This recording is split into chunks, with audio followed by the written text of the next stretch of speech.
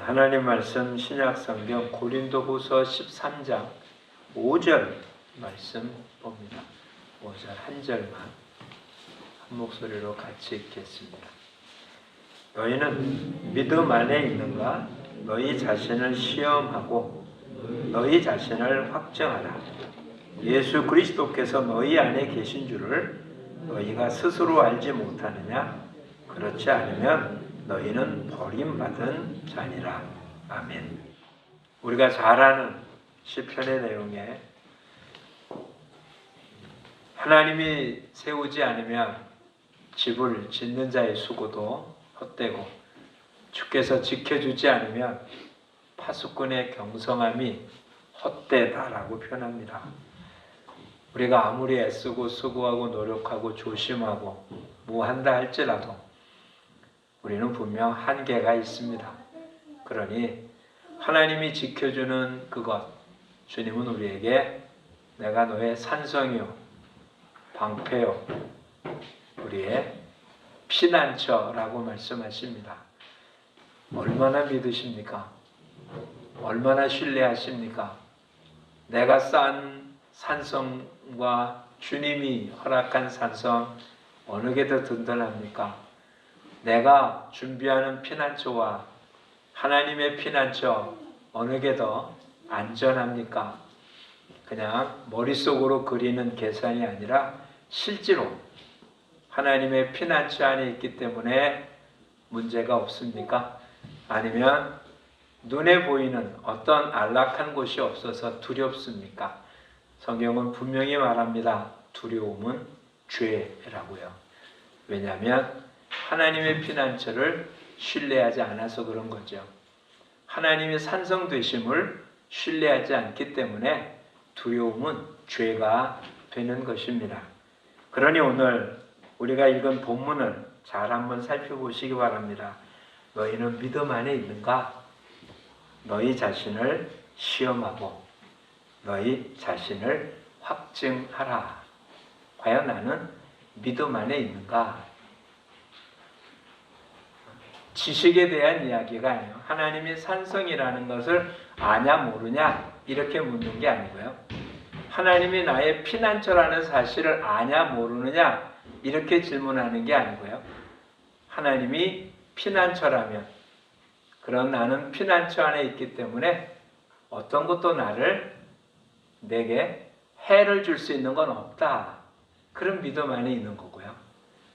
하나님은 나의 피난처지만 질병이 두렵고 사고가 두렵고 문제가 두렵고 그래서 두려워한다면 믿음 안에 없는 것입니다. 지식을 묻는 것 아닙니다. 그러니 오늘 여러분 스스로 한번 점검해 보시죠. 하나님은 사랑이십니다. 그 하나님이 나를 내가 어떤 형태가 되었든 어떤 모습이었든 비록 하나님의 마음에 드는 그런 일을 하지 않아서 내가 봐도 하나님 앞에 참 부끄럽다라고 표현된 그때도 하나님은 나를 사랑하십니다. 결코 나를 포기하지 않으십니다. 그 하나님의 사랑을 내가 품고 있어서 사단이 나를 조롱하는 그런 죄를 저질러서 하나님으로부터 보호를 받을 수 있냐? 하나님의 도움을 얻을 수 있냐? 너의 기도가 응답될 것 같냐? 너의 예배가 하나님 받으실 만하냐? 라고 하는 조롱에 휘둘리지 아니하고 주의 사랑 가운데 거하고 있습니까? 지금 우리는 우리의 내 안에 믿음이 있는지 한번 점검해 볼 필요가 분명히 있습니다. 이렇게 한번 살펴보시죠. 이런 점검을 하기 위해서 기준이 있어야 되지 않겠어요? 무엇가 있어야 그것에 비추어서 내가 어떤지 확인이 될 거잖아요. 어찌 보면 우리는 이런 식의 확인을 원칙, 원래 맨 먼저 거의 모습으로 확인하는 게 아니라 여기서 파생돼 나온 것들에 대해서, 즉 어제에 비해서 오늘이 어떤지, 다른 사람에 비해서 내가 어떤지 이런 식으로 비교했었는지 모르겠습니다. 유대인들은 항상 그렇게 비교를 한 거예요. 이방 사람들에 비해서 우리는 하나님의 선택받은 하나님의 백성이다. 우리는 할례를 받았다. 우리에게는 하나님의 말씀이 있다. 제사장이 있다. 하나님 앞에 예배를 드리고 있다. 성전이 있다. 틀린 말 하나도 안 해요. 여기 그와 같은 것을 비교해 보면 다른 이방 사람들에 비해서 유대인들은 독특한 사람들이니까 하나님의 보호를 받을 것 같잖아요. 근데 하나님 그렇게 말씀하지 않습니다. 너희 손에 피가 있고 너희 입에 거짓이 있고 너희 발은 악한 데 빨리 달려가면서 내 앞에 드리는 제물이 나한테 무슨 소용이 있겠냐. 너희가 아무리 기도해도 나는 듣지 않겠다 라고 표현을 합니다.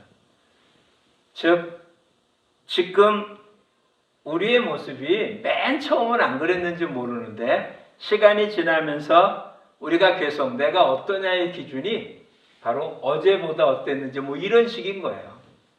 근데 어제보다의 모습보다는 다른 사람들의 모습과 비교하는 모습이 많은 거죠. 그러고 나니까 이제 문제가 뭐냐면 맨 먼저 시작했던 것과는 너무 거리가 멀어진 거예요. 쉽게 생각하면 이러면 되잖아요. 누구 하나가 돈을 주고 요거와 똑같이 잘라서 만들라고 줬습니다. 그렇다면 처음에 준 본을 가지고 모든 사람이 논아가지고 똑같이 만들었어야 될 거 아니에요. 그러면 조금 차이가 난다 할지라도 원형에 거의 가까운 모습을 다 만들었을 겁니다. 근데 처음에 준 견본으로 모양을 뜬 다음에 그건 놔두고 자기가 만든 걸 다른 사람한테 주고 또 그 사람이 본을 뜨고 본 뜬 건 놔두고 자기가 만든 거 줬다면 한 100명쯤 지나간 뒤에 100명쯤 된 사람이 만든 것과 맨 처음 준 것과는 얼마나 큰 차이가 있을까요? 얼마나 큰 차이가 있을까요? 분명히 다른 것 하지 않았습니다. 엉뚱한 짓 하지 않았습니다. 그냥 주어진 대로 하려고 애썼습니다. 근데 어디다 본을 두느냐에 따라서 처음과는 너무 달라진 모습 아닐까요? 이게 100명째 같다라는 생각하지 말고요. 나 혼자서 해도 마찬가지죠. 처음으로 견본 만들고 요거 놔두고 만든 것 갖고 또 본 뜨고 놔두고 또 만든 것으로 본 떠갖고 100일이 지나고 1000일이 지났다고 생각하면 1000일쯤 지난 뒤에 만든 것은 맨 처음에 본과는 얼마나 큰 차이가 있을까요? 우리 모두 신앙생활 하고 있습니다. 2000년이 지난 우리들 예수님이 말씀하셨던 그 말씀하고는 과연 거리가 얼마큼 있을까요? 차이가 얼마큼 있을까요? 아예 말씀을 상관없이 산 게 아닙니다. 말씀대로 살려고 애쓰고 있습니다. 근데 그 본이 예수 그리스도가 아니고 성경이 아니고 들은 말, 했던 행위, 다른 사람의 모습 이런 것에 되어서 움직여진다면 우리 스스로 생각할 때는 늘 말씀 안에 있고 믿음 안에 있고 열심 안에 있는 것 같았어요. 우리끼리 볼 때는 아무런 문제가 없는데 우리의 삶을 벗어난 모습에서 본 하나님이 볼 때는 도대체 뭐 하고 있는지 모르는 그런 모습이 되지 않겠습니까? 그래서 오늘 뭐라고 표현하고 있다고요? 믿음을 확인해 보라고요. 지금 우리가 확인해 보라고요. 지금 여러분이 하고 있는 삶의 형태를 말씀에 비추어 보라고요. 예수님의 삶과 비교해 보라고요. 그렇죠? 신앙생활이라는 게 어떻게 보면 별것 아니잖아요. 우리가 뭘 한 게 아니고 하나님께서 우리를 불러서 하나님의 자녀 삼아 주신 거예요. 우리가 뭘 어떻게 갖고 얻은 게 아니고요. 수고하고 애써 갖고 내가 바뀌어진 거 아니고요. 악을 버리고 선한 행위를 하고 내가 말씀대로 살아가지고 하나님의 자녀가 된 게 아니고요. 하나님이 우리를 하나님의 자녀로 삼아 주신 거예요. 그리고 우리 안에 성령님을 주셨어요. 그리고 그 성령님을 통해서 예수님을 닮아가도록 하는 것, 그게 우리의 신앙생활이에요.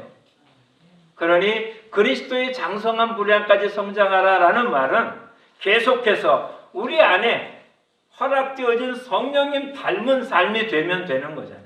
근데 우리 계속 우리 안에 허락되어진 성령님 말씀을 담는 게 아니라 우리가 생각하는 말씀이 이야기하는 게 아니라 교회가 말하는 공동체가 말하는 그 말 자체가 틀렸다는 얘기가 아닙니다. 그래도 기준은 말씀이잖아요. 그렇죠?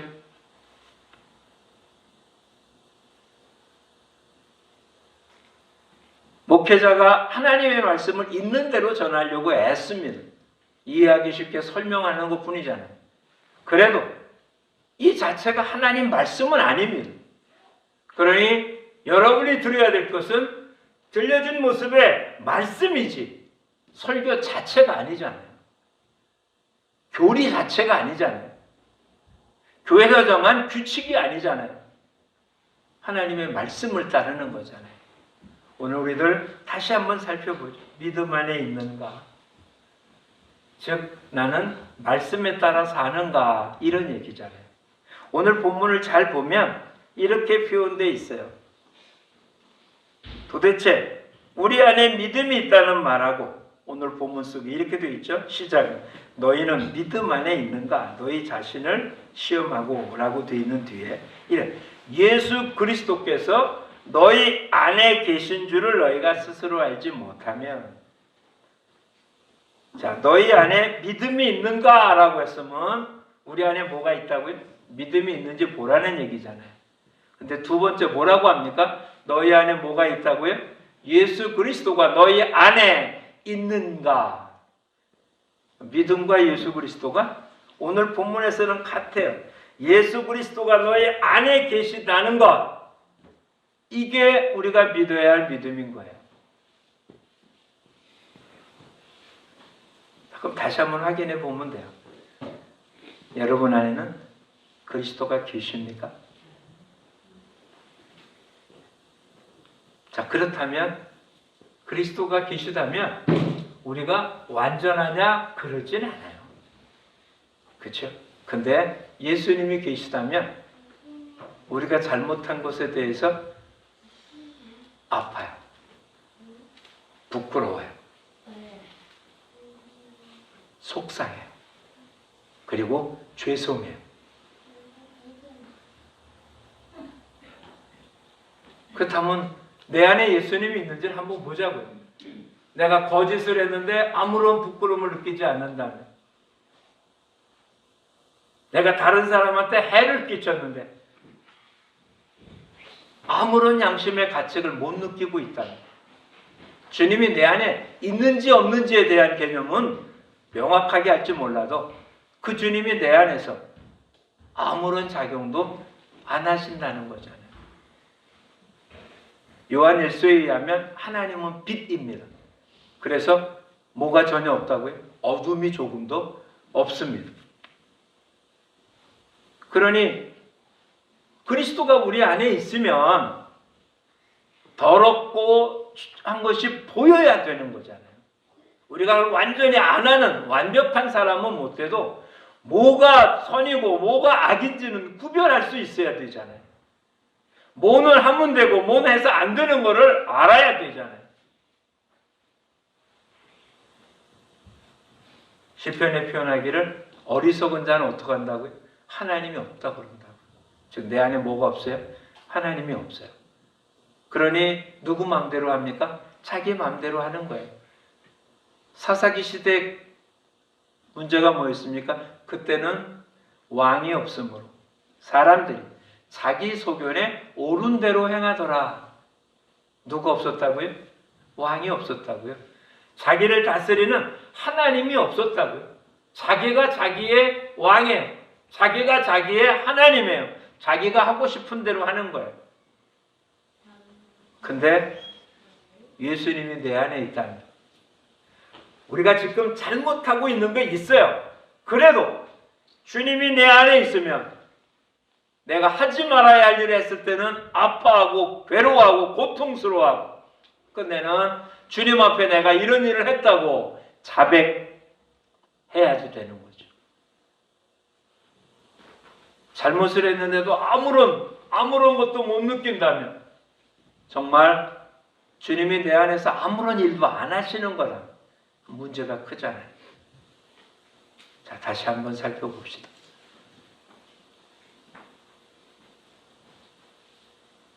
처음 시작할 때 모습처럼 무엇이 두렵습니까? 성경에는 수없이 많이, 어떤 학자는 말하기를 356번이라고 표현하기도 합니다. 두려워 말라.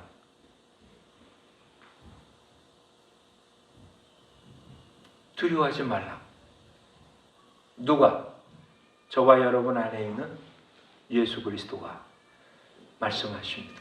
두려워 말라.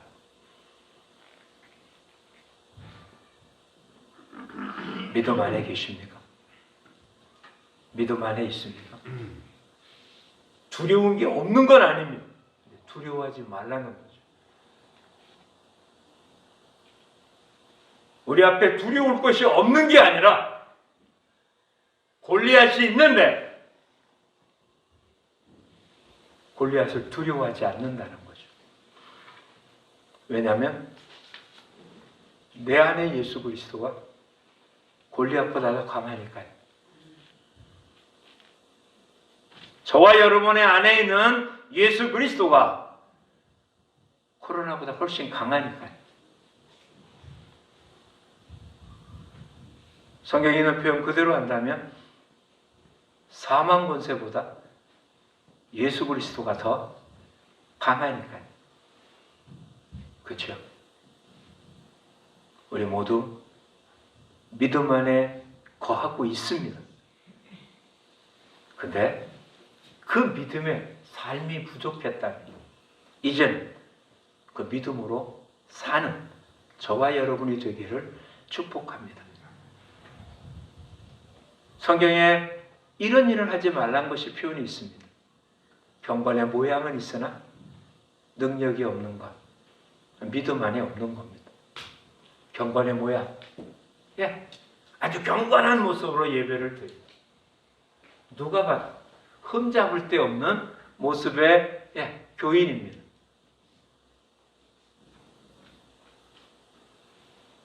근데 능력이 없다는 말은 뭘까요?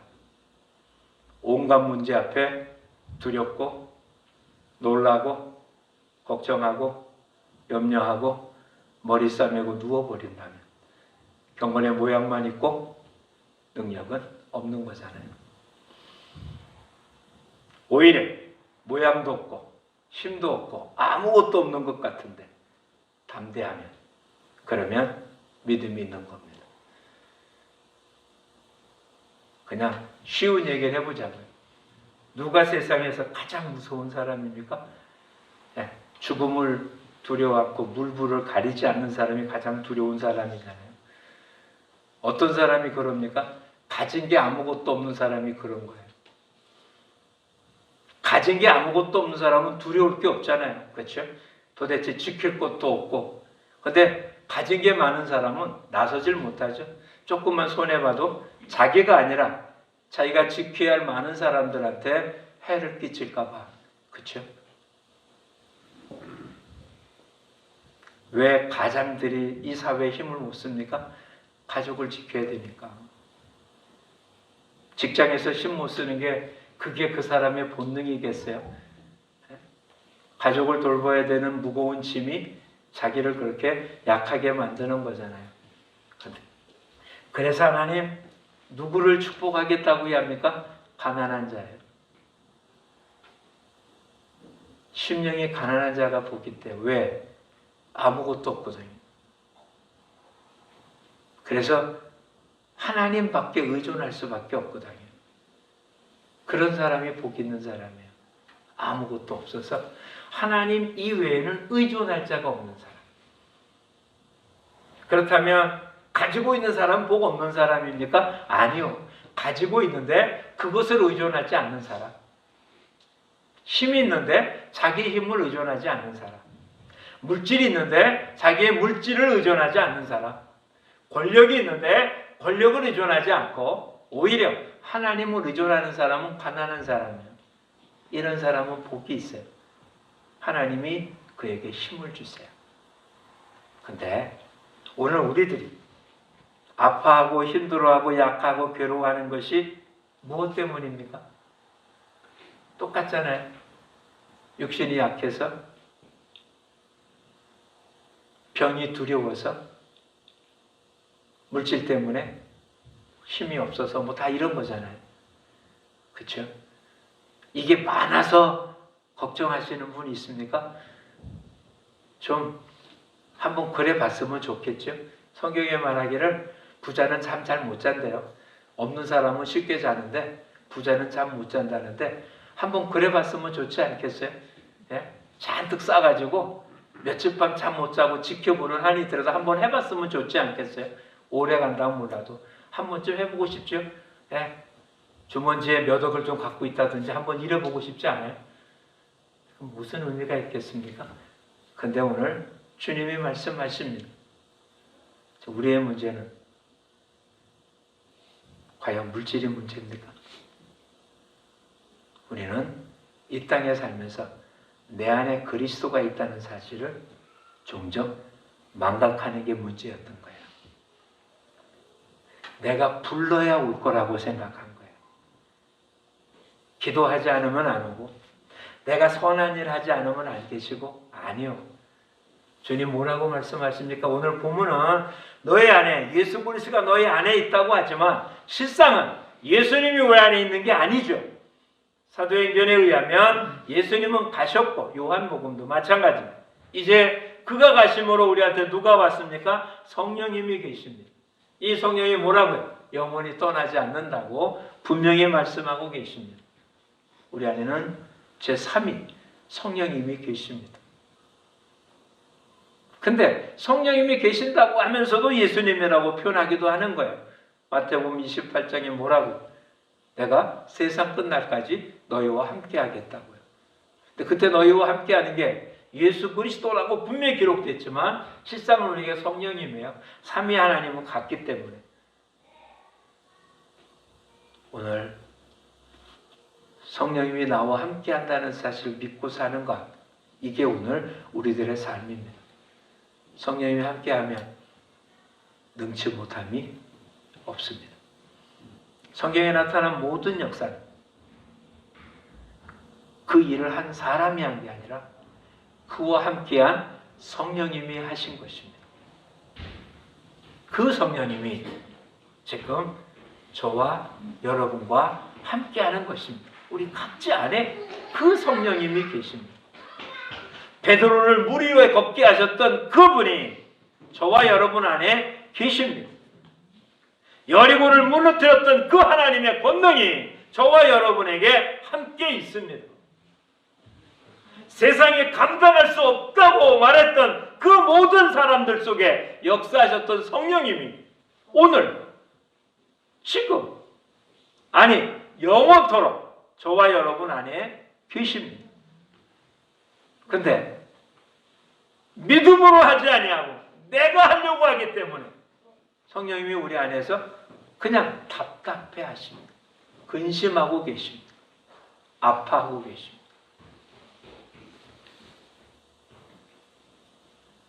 우리 모두 믿음으로 삽시다. 우리 모두 내 안에 성령님이 계신 걸 알고 성령님 이제 나를 사용해 달라고 그분에게 우리 자신을 맡기는 삶이 되기를 축복합니다. 그게 사도 바울이 에베소서에 기록한 술 취하지 말라, 이는 방탕한 것이 성령의 충만을 입으라고 얘기한 그 얘기입니다. 성령이 다시 오셔야 될 이유가 없습니다. 우리가 제대로 믿든 안 믿든 하나님의 모든 백성들은 그 안에 성령님이 내주하고 계십니다. 이제 그 내 안에 성령님이 계심을 믿고 맡기기만 하면 그분은 저와 여러분을 통해서 세상이 감당할 수 없는 일들을 해낼 줄 믿습니다. 다시 한번 좀 살펴보십시오. 성경에 기록된 우리 보고 하라고 한 일들 하실 수 있습니까? 그냥 쉽게 생각해 보죠. 10계명 외우는 건 별것 아닌데 지킬 수 있는 게 몇 개나 됩니까? 지킨다면 그 한 계명에 몇 프로를 지킬 수 있습니까? 도대체 계명을 지켜갖고 하나님을 기쁘게 할 수 있는 방법이 있습니까? 지켜집니까? 근데 성경은 말하잖아요. 하나님 말씀이 어려운 게 아니래요. 할 수 있대요. 솔직하게 얘기해 보십시오. 하나님 말씀대로 살 수 있습니까? 성경은 분명 말하거든요. 왜? 우리 안에 성령이 살 수 있게 하십니다. 내가 하려고 하기 때문에 안 되는 거고요. 하나님이 하시면 됩니다. 사도 바울은 이렇게 고백합니다. 우리도 다 알죠? 내게 능력 주시는 자 안에서 내가 모든 것을 할 수 있느니라. 믿으십니까? 능력 주시는 자가 어디 계십니까? 하늘에? 우리가 간구하고 요구하면 그때 오십니까? 아니요. 이미 저와 여러분 안에 계신 거예요. 탈북해 온 사람들의 이야기를 듣습니다. 그들이 한국에 와서 제일 신기한 것 중에 하나가 카드래요, 카드. 현찰로 모든 걸 샀던 사람들이 도대체 유튜브에 이렇게 있더라고요. 버스를 타려고 해서 다 돈을 냈더니 다른 사람이 전부 다 오늘 찍고 가고, 여자들은 핸드백 들고 가서 자기도 핸드백 딱 댔더니 기사가 얘기하더래요. 돈 내라고. 왜 다른 사람 다 왜 찍고 가는데 나보고 돈 내라 했더니 그게 그걸로 찍히는 거라고. 그래서 카드 만들었다고 합니다. 그렇죠? 그게 돈이 된다는 걸 이해가 되겠습니까?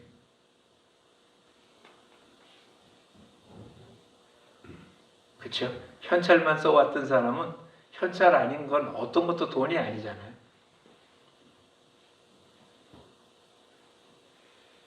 이해가 되세요? 우리 안에 성령님은 한도가 없는 카드입니다. 한도가 없습니다. 초과됐다는 표현을 안 하면 능치 못함이 없다고 분명히 기록하고 있습니다. 근데 왜? 하나님 허락하신 이 놀라운 능력을 사용하지 않습니다. 그렇죠? 주님이 제자들을 둘씩 보내면서 뭐라고? 귀신을 쫓아내고 병든 자를 고치는 권세를 주어 보냈다. 그렇죠? 마가복음에는 뭐예요? 어떤 독도 해하지 못한다 라고 분명히 못 박아 이야기합니다. 저와 여러분은 하늘과 땅의 모든 권세를 가지신 예수 그리스도가 우리 안에 거하십니다. 우리가 그 하나님의 능력을 제한하고 있는 거예요. 제가 가끔 얘기 들었던, 지금은 아니지만 옛날 철인 28호, 태권 V 이런 로봇 만화들 있었잖아요. 지금처럼 뭐 알아서 움직이는 게 아니라 그때는 다 어떻게 됩니까? 그 안에 철인가 뭐 누가 들어가서 해야 돼요. 태권 V는 스스로 움직이는 게 아니라 그 안에 들어가 있는 아이가 태권도를 해서 움직입니다.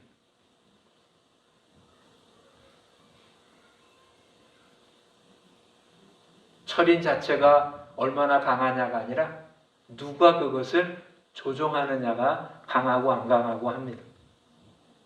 어찌 보면 우리 안에 예수님, 성령님은 능치 못함이 없으십니다. 그 성령님이 지금 저와 여러분의 손을 사용하기를 원하십니다. 저와 여러분이 갖고 있는 물질을 쓰기를 원하시고, 저와 여러분이 갖고 있는 시간을 사용하기를 원하시고, 저와 여러분의 주어진 모든 것들을 쓰기를 원하십니다.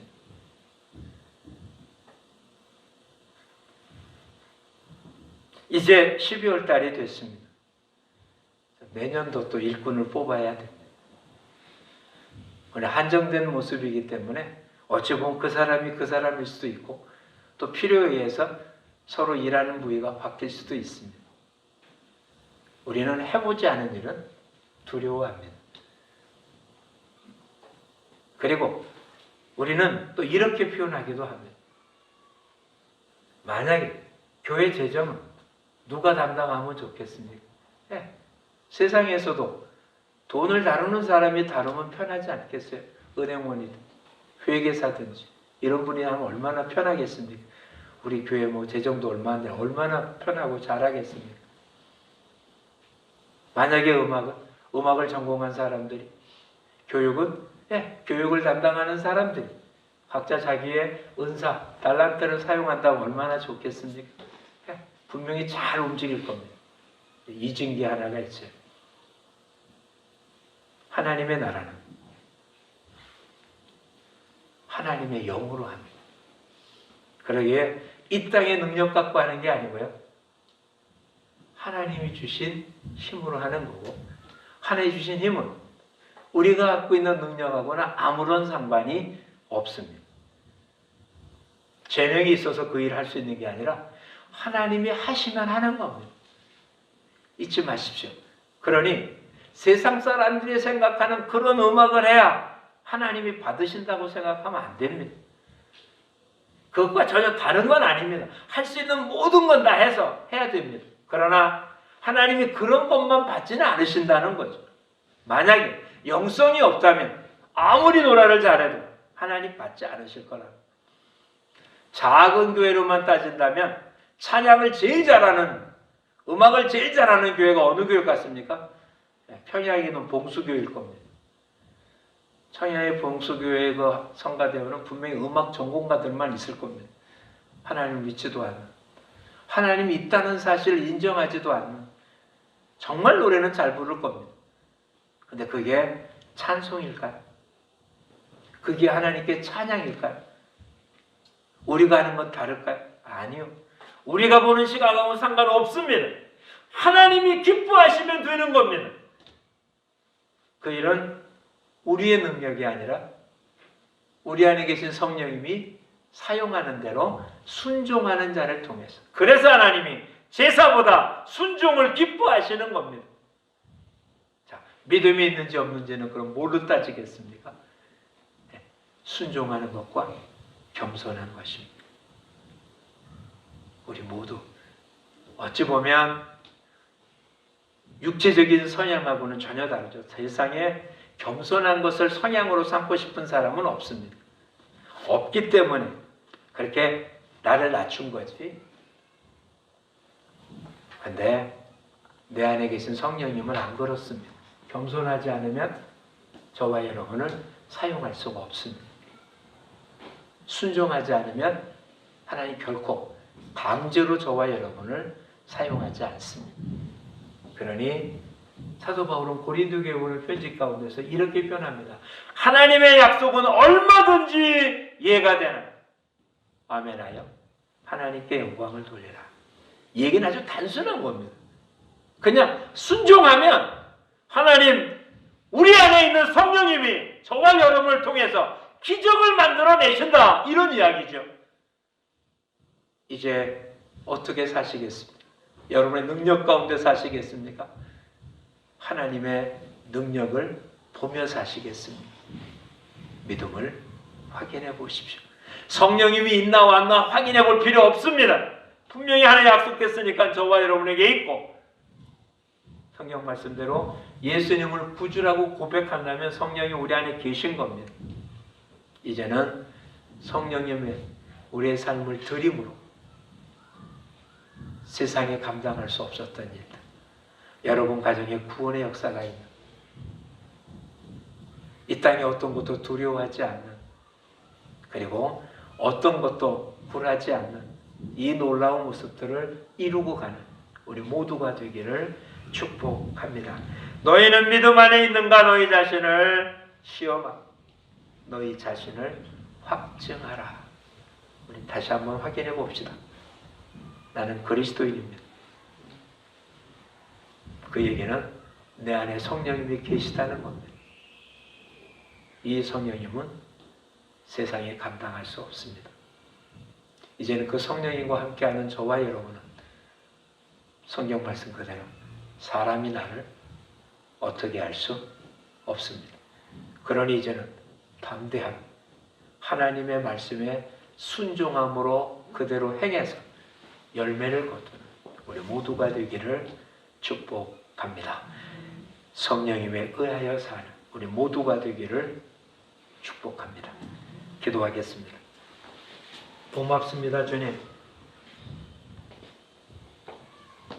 더럽고 추잡하고 악하고 완악한 우리들을 사랑하셔서 성전 삼으시고 성령이 우리 안에 내주함으로 하나님의 자녀 삼아주시고 하나님의 동역자로 불러주시고 저희를 통하여 가정을 복음화시키며 저희를 통하여 이 땅에 하나님의 일을 하게 하신 주님, 우리는 할 수 없으나 우리 안에 계신 성령님은 능치 못함이 없어서 우리를 통하여 가정을 복음화시킬 줄 믿습니다.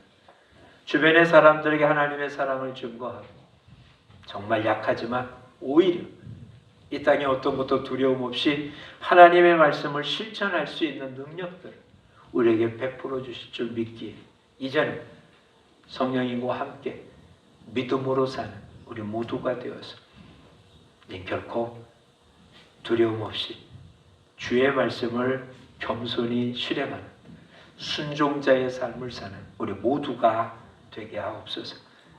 예수님 이름으로 기도합니다. 아멘.